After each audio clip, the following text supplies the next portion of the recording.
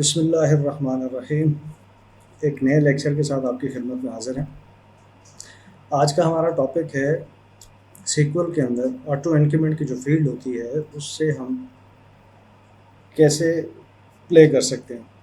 और उसमें जो सबसे इम्पॉर्टेंट चीज़ है वो ये है कि इस वक्त जो आप इंसर्शन वगैरह जो आप कर रहे हैं या करनी है या कर चुके हैं, तो करंट आइडेंटिटी उसकी क्या है, उसको चेक करने के मल्टीपल तरीक़ेकार कि उसकी आइडेंटिटी क्या है। जब आपने बनाया था तो तब आपने उसका इंक्रीमेंट रखा क्या था और उसका सीड क्या रखा था, ठीक है। तो मतलब कहाँ से स्टार्ट होगी और कितना कितना इंक्रीमेंट होगा और उसके कौन कौन से तरीके हैं उसको चेक करने के। उसके बाद जो दूसरा हमारा पार्ट होगा इस लेक्चर का वो होगा कि आप आइडेंटिटी को, जो उसकी करंट आइडेंटिटी है, उसको बाईपास करके आप अपनी मर्ज़ी से इंसर्शन वगैरह कर सकें। और तीसरा जो है आप उसकी आइडेंटिटी को रीसीड कर सकें, चाहे आप उसको ज़ीरो से स्टार्ट करें या आप उसको अपनी मर्ज़ी से जो भी मिसिंग वैल्यूज़ हैं वहाँ से आप स्टार्ट करना चाहें, ठीक है। तो ये आज के लेक्चर के हमारे टॉपिक्स होंगे और इसमें काफ़ी इंटरेस्टिंग चीज़ें जो है वो हम डिस्कस करने जा रहे हैं, तो एंड तक देखना ना भूलिएगा। तो स्टार्ट करते हैं।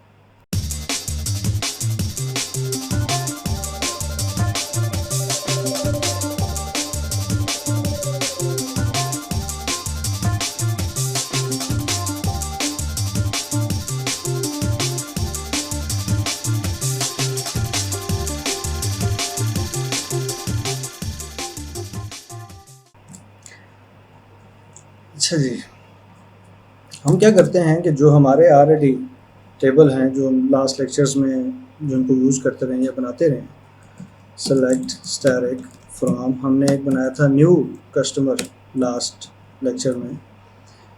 तो इसके अंदर हम क्या करते हैं, अल्टर करके, अल्टर वाला काम हम कर चुके हैं, मैं ऑलरेडी पढ़ चुके हैं, तो मैं जल्दी से आगे चलूँगा। इसको हम अल्टर करते हैं और इसमें हम एक कॉलम ऐड करते हैं आईडी के नाम से, इंट आइडेंटिटी 1,1, ठीक है। मीन्स के 1 से स्टार्ट हो और 1 का इंक्रीमेंट हो, और इसको मैं कहता हूँ ये नॉट नल है। जैसे ही हम ये काम करेंगे तो ऑलरेडी 3 रिकॉर्ड्स थे उसके अंदर, ठीक है, और हमने अभी एक कॉलम ऐड किया ऑटो इंक्रीमेंट के साथ, तो उसमें 1 2 3 की आईडी जो है वो आ गई, ठीक है। अच्छा, अब हम क्या करते हैं, इसके अंदर एक हमारा एक और टेबल था, मैं उसको भी कर देता हूँ, new customer 1 add ID int identity, और इसको मैं कहता हूँ ये 10 से स्टार्ट हो और 2 का इंक्रीमेंट करे, 10 से स्टार्ट होके 2 का इंक्रीमेंट करता जाए। अब इस केस में जब हम इंसर्ट करेंगे तो हम देखते हैं select static from new customer 1, तो इसके अंदर जो 2 रिकॉर्ड से हमारे पास 10 और 12 आया, मीन्स के 10 से स्टार्ट हुआ और 2 का इंक्रीमेंट उसके अंदर हमने दिया, ठीक है। अब हम आते हैं कि इनकी आइडेंटिटी हमने चेक करनी हो तो हम कैसे चेक करेंगे। अच्छा, पहला जो तरीकाकार है वो ये है कि मैं लिखता हूँ सेलेक्ट आइडेंटिटी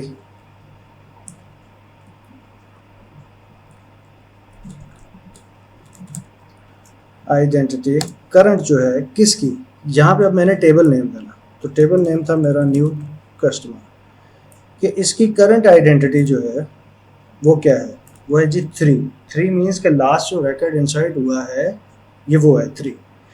इसके बाद जो इंक्रीमेंट होना है, तो इंक्रीमेंट हमने ऑलरेडी जो है वो जो दिया था बनाते वक्त 1 का, तो वो 1 का ऑटोमेटिकली इंक्रीमेंट होना, ठीक है। तो इसको मैं कह देता हूँ as a last saved ID, कि लास्ट सेव्ड आईडी उसकी ये थी। अब इसके अंदर इंक्रीमेंट कितने का हुआ, ठीक है। अच्छा, लास्ट सेव्ड आईडी, एक तो ये तरीकाकार है चेक करने का। दूसरा तरीकाकार आप कह सकते हैं सेलेक्ट मैक्स आईडी किसकी, फ्रॉम न्यू कस्टमर की। अब इन दोनों को हम एग्जीक्यूट करते हैं तो ये हमें बता देगा कि लास्ट सेव्ड आईडी और लास्ट सेव्ड आईडी, इसको मैं कह देता हूँ as a max saved ID, कि ये हमारी मैक्स सेव्ड आईडी थी। अच्छा, अब हम आते हैं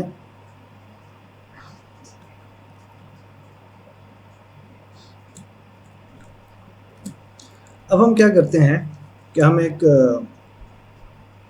स्टोर प्रोसीजर थोड़ा सा बना लेते हैं। ये हम ऑलरेडी पढ़ चुके हैं तो मैं जल्दी जल्दी कर रहा हूँ, ठीक है। इंसर्ट न्यू कस्टमर एज, यहाँ पे हम करते हैं जी इंसर्ट इनटू न्यू कस्टमर। मैं कैसे रिफ्रेश कर लेता हूँ न्यू कस्टमर, तो इसमें हम वैल्यू देते हैं A B, last name A B, phone 1 2, और साथ में हम इसे कहते हैं जी सेलेक्ट। तो हमें ये वाले काम हम कर लेते हैं किसी प्रोसीजर के अंदर, वो सिलेक्ट करें last saved ID, max ID, select identity as a last identity, और चौथा मेथड जो है चेक करने का, select scope identity as a last. ये हमारा हो गया जी लास्ट स्कोप आइडेंटिटी, ठीक हो गया। इसको हम कर देते हैं प्रोसीजर को एग्जीक्यूट। ये हमारा प्रोसीजर, तो इस प्रोसीजर को हम एक ही दफ़ा एग्जीक्यूट कर सकते हैं क्योंकि ये हमारी प्राइमरी कीज़ हैं जो हमने डिफ़ॉल्ट वैल्यूज़ दे दी हैं, हमने उसमें पैरामीटर नहीं दिया, ठीक है। यहाँ पे आते हैं गो, और मैं इसे कहता हूँ EXEC एग्जीक्यूट करो इनसाइड आइडेंटिटी को। तो जैसे ही मैंने एग्जीक्यूट किया तो देखिए उसने करंट जो उसका आइडेंटिटी थी, करंट आइडेंटिटी, ये वाला कॉल हुआ लास्ट सेव्ड आईडी, तो उसने हमें बता दिया लास्ट सेव्ड आईडी 4 है। दूसरा तरीकाकार था, हमने मैक्स आईडी के साथ उठा लिया तो उसने बता दिया जी मैक्स आईडी जो है वो ये है, ठीक है। फोर्थ उसने उठाया, इसमें एक गलती होगी, ये वाला आपका यहाँ पे आएगा, यहाँ पे कॉलम नेम, ठीक है। 4, उसके बाद हमने थर्ड लास्ट आइडेंटिटी हमने इसको उठाया जो इसका बिल्ट इन फंक्शन है उसके थ्रू, और 4 जो था वो स्कोप आइडेंटिटी के, इसका स्कोप आइडेंटिटी क्या था। अच्छा, ये जो तो हैं ये उस वक्त आपके चलते हैं जब आपकी लास्ट एग्जीक्यूशन होती है इंसर्शन की, ठीक है, तो तब आप उसको चला सकते हैं इनको, इसलिए मैंने इनके लिए प्रोसीजर लिखा। अब आ जाते हैं एक स्टेप और आगे। ये तो आपने उठा लिया जी कि उसका करंट आइडेंटिफिकेशन उसकी क्या है। अब हम ये देखना चाहें कि करंट आइडेंटिफिकेशन आ गई प्लस इसकी नेक्स्ट वैल्यू क्या होगी, वो ऑटोमेटिकली +1 हो जाएगी, ठीक है। तो +1 जो होगी वो आपकी 5 है, 5 वैल्यू जो है वो नेक्स्ट वैल्यू होगी इंसर्शन की। अब हम आते हैं, मैं इसे कहता हूँ सेलेक्ट, कि जो हमारा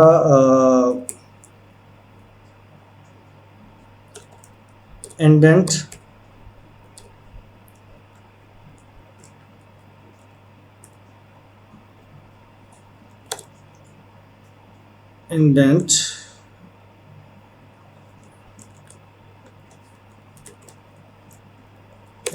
इंक्रीमेंट, ठीक है। इंडेंट इंक्रीमेंट क्या है, मतलब हमने जब टेबल क्रिएट किया था तो एक टेबल में हमने कहा था कि 1 का इंक्रीमेंट हो और एक टेबल में हमने कहा था कि 2 का इंक्रीमेंट हो, ठीक है।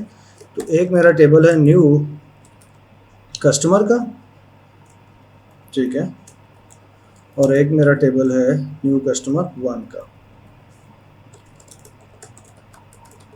न्यू कस्टमर टेबल और न्यू कस्टमर टेबल 1, कि मीन्स के इनके अंदर हमने इंक्रीमेंट कितना कितना दिया था। तो एक के अंदर हमने 1 का इंक्रीमेंट के 1 का इंक्रीमेंट होगा, और एक के अंदर हमने कहा जी कि 2 का इंक्रीमेंट होगा। अच्छा, अब हम क्या करते हैं कि मैंने ये चेक करना है कि मेरी पूरी डेटाबेस के अंदर कितने जो टेबल्स हैं उनकी करंट सीड क्या है, ठीक है, उन टेबल्स की, और उनका करंट इंक्रीमेंट क्या है। अच्छा, एक चीज़ तो ये होगी कि हमारा इंक्रीमेंट, दूसरी चीज़ है हमारी सीड की, कि हमारा सीड कितना है, ठीक है, कि स्टार्ट हमने क्या दिया था।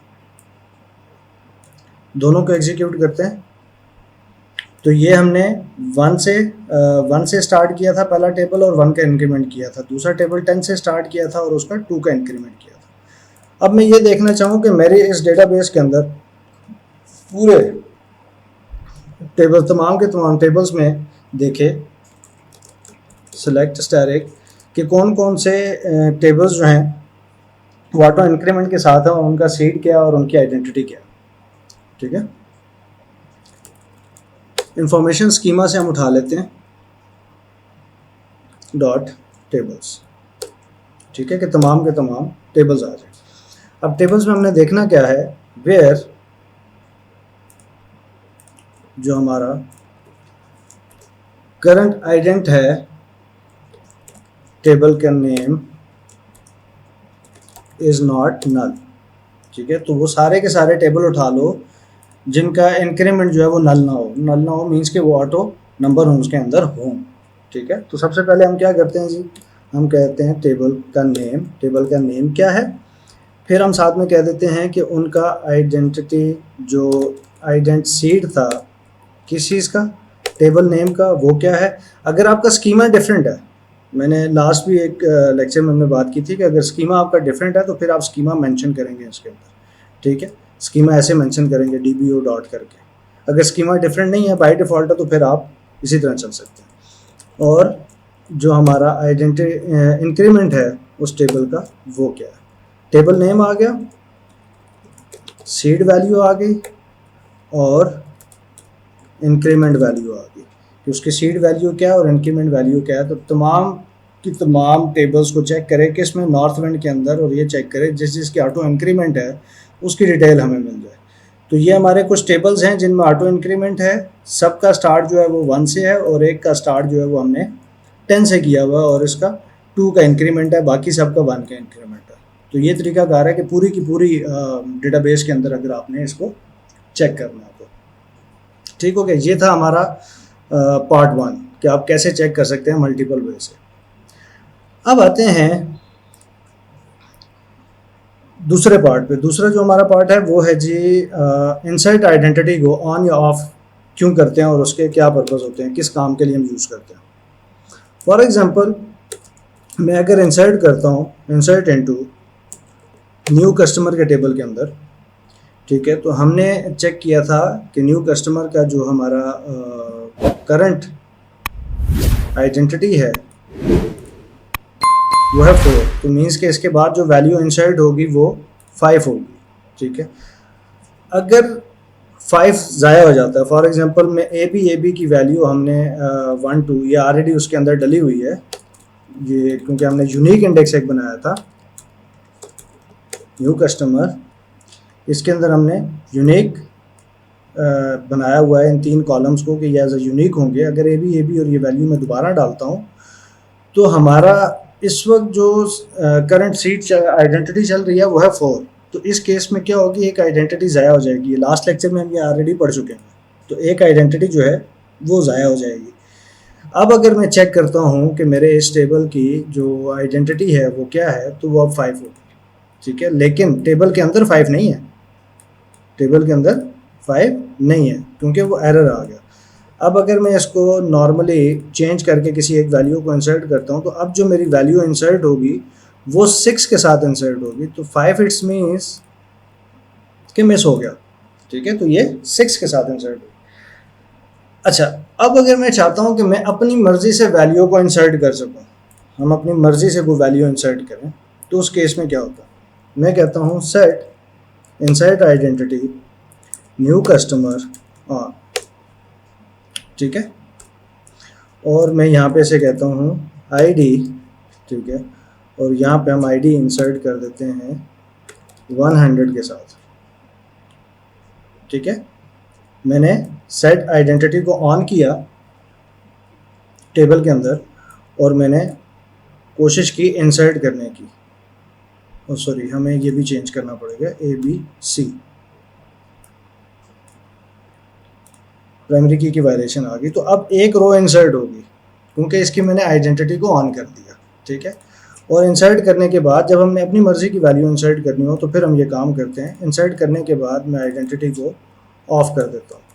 ये समटाइम्स जो मिसिंग एरिया होता है उसको फिलअप करने के लिए भी आप करते हैं कि बीच में से जो आईडीज़ मिस होती हैं उनको फिलअप करने के लिए, ठीक है, या अपनी मर्ज़ी की वैल्यू इंसर्ट करने के लिए। तो 5 पे एरर आया था, 6 हमने इंसर्ट की, उसके बाद हमने 100 इंसर्ट कर दी। अब हमने इसके अंदर 100 इंसर्ट की, टोटल रिकॉर्ड जो हैं वो 6 हैं। तो इस केस में हमारी जो करंट आइडेंटिटी है वो कहाँ चली जाएगी, ठीक है। तो करंट आइडेंटिटी जो है वो ऑटोमेटिकली अपडेट हो जाएगी जब भी आप उसके इंसर्ट आइडेंटिटी को ऑफ करेंगे, तो जो उसकी लास्ट इंसर्टेड वैल्यू होगी वो आ जाएगी, ठीक है। अच्छा, ये तो होगा दूसरा पार्ट। अब तीसरा पार्ट ये है कि ये तो कि आप खुद ऑन करें, उसके बाद अपनी मर्ज़ी से इंसर्शन करें और फिर आप ऑफ कर दें, एक तरीका का। अब हम आते हैं रीसीड के ऊपर कि आप किसी भी वजह से आप ये चाहते हैं कि यार ऐसा हो जाए कि जो इसके बाद जितनी भी इंसर्शंस है ना वो थोड़ी आगे चली जाए, ठीक है। कि अभी हमारी 100 है, तो मैं कहता हूँ यार 105 से स्टार्ट हो जाए या 106 से हो जाए, ठीक है। तो मैं क्या करूँगा, DBCC चेक इंडेंट किसका, जो हमारा न्यू कस्टमर है उसका, और इसको मैं कहता हूँ कि ये रीसीड हो जाए। रीसीड हो जाए कहाँ से, 105 से, ठीक है, या 1001 से, यहाँ से अब ये रीसीड करे इसको, ठीक है। तो मैंने रीसीड कर दिया, तो करंट वैल्यू उसकी 100 थी। अब हम आते हैं यहाँ पे चेक करते हैं कि क्या सिचुएशन बनी, ठीक है। तो अब उसका 101 हो गया लास्ट, ठीक है, हमने 1001 हो गया, ठीक है। अब अगर हम इंसर्शन करते हैं इसके अंदर इनटू न्यू कस्टमर ABC 112 और साथ में हम कहते हैं सेलेक्ट स्कोप आइडेंटिटी, कि इंसर्ट करने के बाद हमें लास्ट वैल्यू बता दे कि लास्ट वैल्यू कौन सी इंसर्ट हुई है। तो 1002 इंसर्ट हुई है, क्योंकि हमने उसे कहा था कि रीसीड कर दो 1001 से। अब अगर हम डेटा इसमें चेक करेंगे इस टेबल के अंदर, select static from new customer, तो अब हमारे पास जो डेटा है वो 1002 हो गया। तो बीच में से हमने कुछ वैल्यूज़ को खुद से स्किप करवा दिया। तो स्किप करवाने के लिए हमने इंसर्ट आइडेंटिटी को यूज़ किया या हमने रीसीड को यूज़ किया, ठीक है। तो ये था आइडेंटिटी कॉलम के साथ प्ले करने का तरीकाकार। इससे रिलेटेड कोई भी आपका क्वेश्चन हो, कोई भी आपको इशू हो, तो आप हमारे इस व्हाट्सएप नंबर पे हमसे रब्ता कर सकते हैं। ये फ़ाइल ऑलरेडी जो हमारा डिस्क्रिप्शन है उसके अंदर डाउनलोड लिंक इस फाइल का अवेलेबल है, तो वहाँ से भी आप हमारा नंबर व्हाट्सएप का ले सकते हैं। व्हाट्सएप ये जी +92 333 200 8387। ईमेल, अगर आप हमें ईमेल करना चाहें तो आप बिला झिझक ईमेल कर सकते हैं अपने इशू से रिलेटेड। अब नेक्स्ट लेक्चर तक के लिए हमें इजाज़त दें। इंशाल्लाह ज़िंदगी रही तो आपसे दोबारा मुलाकात होगी। फ़ी अमान।